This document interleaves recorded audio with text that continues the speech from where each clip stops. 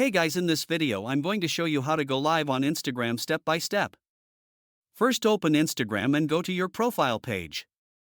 Now tap on the three lines in the top right corner. Scroll down and select Account Type and Tools. Here tap on Switch to Professional Account. Now follow the setup steps. Choose a category that fits your profile. Then select whether you want a creator or business account. Choose Creator and tap Next. Once done, exit the setup and go back to your profile. You should now see the professional dashboard, which means your account is ready. Now tap on the plus icon at the top of your screen. From the options, select Live. If you don't see the live option, it may not be available on your account yet.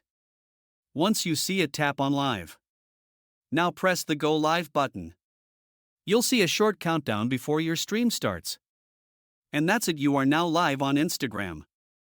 If this helped you, make sure to like the video and subscribe for more helpful tips.